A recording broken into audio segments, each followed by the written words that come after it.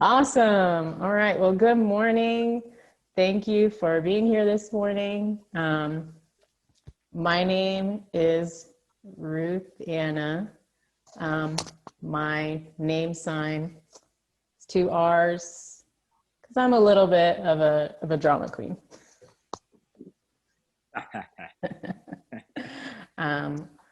So today we're here with, my friend Maxey of Definitely Dope, and he'll show us his name sign. Yeah.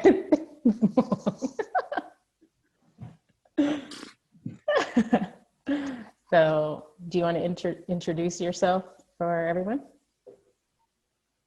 My name, like you said, Maxey, and my sign name is Matt. Always smiling. Always, it's stuck. But it's definitely a pleasure to be here, and I look forward to the questions that you have for us, and hopefully we can go through and learn from them. Yes, thank you for being here today, especially after a long night having fun. So Wait, can you tell us your story? Like, were you born deaf? Um, okay, did you grow up learning to sign? Does your family sign? okay, yeah, I sure can. So I did grow up with hearing aids since I was two, but I never knew about the deaf culture or deaf community. I would always what the sign is called one deaf kid in a mainstream environment. So I would be the only deaf person in the whole school. And growing up, it would always speech therapy. It would always pretty much just communication in a hearing word. But uh, once I got to college, that changed, and I started becoming more exposed to sign language and just fell in love from there. And after that, started picking up, and here we are now with Definitely Dope and enjoying the journey. Awesome. Thank you for telling your story. Um, and you went to Gallaudet for school, is that right? Yeah, yeah. Okay. So how did you fall in love with music? Because hip hop is an important part. I grew up. I grew up in the church, so I was always surrounded by music anyway. And even now, I still have a passion for gospel music, still love. But the wordplay and the I guess the creative visuals that hip hop tend to come with made it even more of a connection with hip hop. Just to be able to combine sign language and hip hop and bring those visuals to life, it just became low key an addiction. It's like, okay, next song. What's next? What's next? What's next? Yeah, I can feel that too. Um, so so how did you like decide like I'm gonna start? Can you show me the sign again for Definitely Dope? Oh, def, definitely. So it's like definitely, Okay. and then 2 minutes just pop. There you go. All right. So Dope.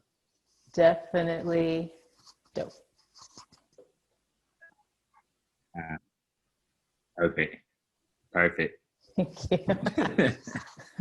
Okay. So how did you like see the need for definitely dope to get started.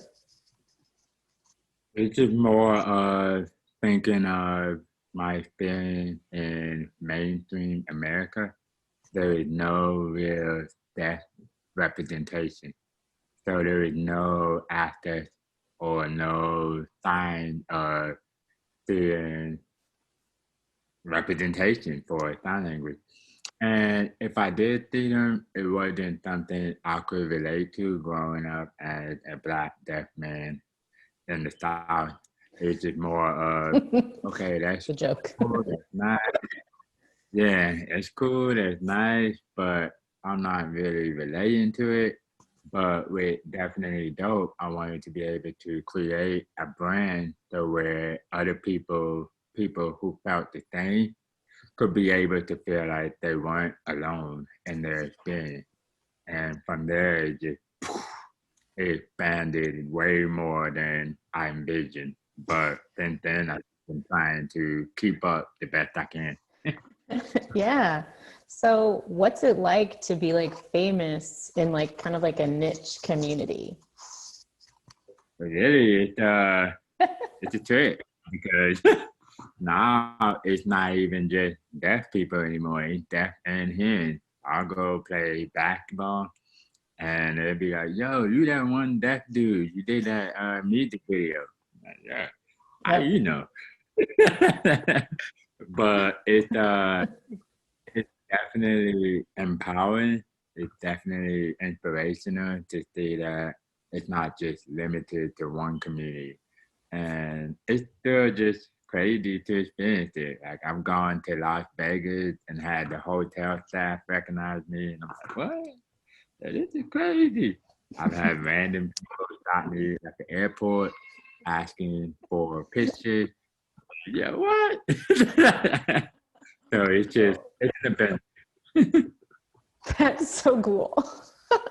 Okay. So I have some more questions from some other people in the deaf industry. So how are you able to dance in sync with the music? Practice, practice, Yeah. practice. How long does it take to practice to get it perfect? It depends. It depends on how hard the sound is. But sometimes it's 2 days, sometimes it's 2 weeks, sometimes 2 months. It's just I definitely feel like I can't rush the process. So it does make me a little bit more low key, mellow with learning it because I feel like I want to learn the song in full. So that way I feel it more when I interpret it instead of just interpreting just to interpret.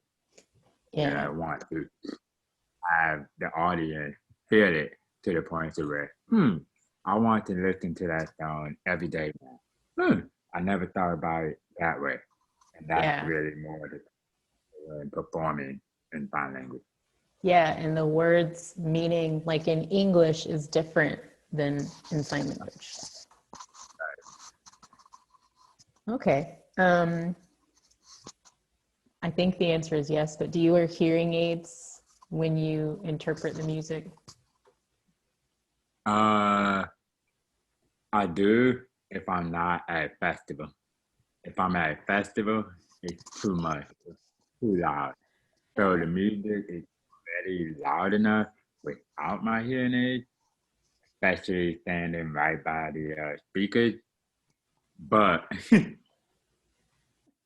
anywhere else, hearing aids needed. Hey, your video froze. Did that come through? No, sorry. Uh, Your, yeah, your video froze.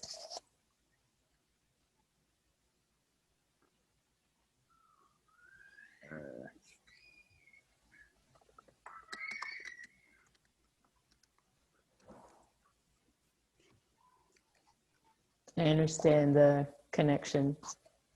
yeah. Can you tell us again?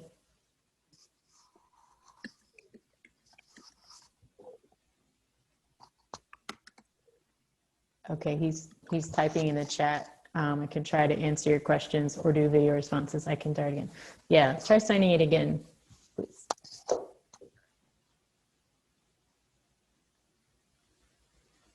Bye. I'm gonna pause the recording. Okay, I'll ask the question again. Do you wear hearing aids when you interpret at concerts? And you said yes, but you were explaining that at festivals, there's a lot of noise. So it's like overwhelming. Yeah, it's too much to filter. It's too much to try to block out and catch what's going on. Whoa, overwhelming. So I just take them off. But anywhere else, if it's cool, working with a nonprofit, working with different organizations, and they all the way just so I can switch, code switch back and forth between talking and signing. I can understand, and I can imagine how hard. I wish as a hearing person that I could block out some noise. I can cover my eyes, but that's all I can do. Okay. So who is your dream to interpret for? Oh, it's froze again. Okay. I was trying to switch the internet connection, so I missed your question. Okay, I'll ask it again. So who is your dream to interpret for? Like, who are you waiting to be asked? Come interpret for me. Who? Probably J. Cole. Oh. Probably J. Cole. I don't know him, but I can try to make that happen. Everybody has their preference. Okay. So what is a funny moment as an interpreter for you?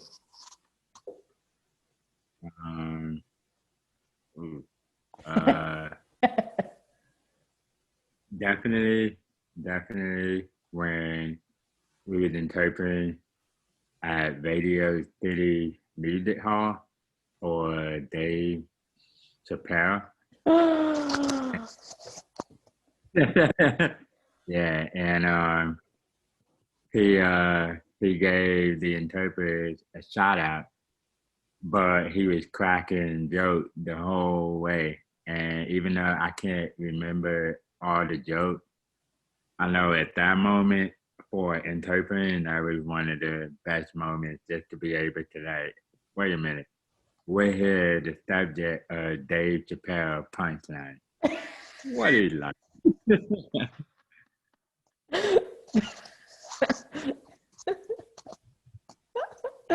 Awesome. That is wild. Okay, so does your like popularity help or hurt like your career? Like, does it get in the way? That's right. So like, you're pretty successful. Does it get in the way of you like doing your work? Does it help you? Does it hurt you?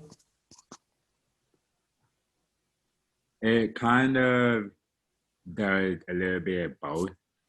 It's just a lot more work on my end to kind of filter through what's actually beneficial and what's just for the fame. And I guess over time, I got more used to it, more aware, more understanding. So it's not as hard as it used to be, but the journey itself is still, it takes you for a ride. Okay, I don't know what that's like because I'm not famous like you. I wish I wasn't. Sometimes I feel like overrated. Yeah, Yeah, I just want to be a normal person, go to the store, man. No be low key. key. Yeah. Yeah. Okay, so you started definitely dope because you saw a need for interpreter for hip hop. Is that the right sign? For hip hop. You said hip The hop? hip hop. Okay. Uh, Ah, okay. Okay. there you Hip go. hop. Thank you. Hip. So, where are some other places that we don't have interpreters that you've seen? Um, a lot of time with jobs, there won't be interpreters provided. Definitely live event, a community event. Definitely people who are trying to do something. It's hard to get like volunteer interpreters to kind of help out. It's hard to get paid interpreters to be there to provide access. So it's a lot of different places to where you find yourself wishing you had an interpreter for the situation, but you already know that they won't provide one. Yeah. So you kind of tongue in cheek, take it in stride. Just try to keep it going, try to understand the best you can, and then when an interpreter is there, hope that it's a good interpreter. And then from there, that kind of experience becomes more memorable. But if it's not, then it's just more frustration and anger because it's like, again, I didn't get what the lawful right to have an interpreter. I didn't get that. So again, I missed out on everything that's going on. But hey, I can't dwell on it. So I gotta keep it moving. But Mhm. in the back of your head, it's still kind of like, man, I wish I could. But hey, Yeah, like I know I've seen like with doctors, there's not good yeah, interpreters. They're like, oh, they're not working today. We can write. And I'm like, no, I don't want to understand medical words. that too, that too. Yeah, it's it. Yeah. Well, those are all the questions we have for today. Do you have any questions for us or advice you want to give us? I'm brain dead today, so I ain't. I'm, I'm like, it's Saturday. Long week, so now it's just in my brain sometimes has that automatic reset button to where, okay, don't think too hard today. Yeah. Thank you. Yeah. But no, Flying I on don't have any. autopilot. Yeah, yeah, yeah. Cruise control. I love it. I love it.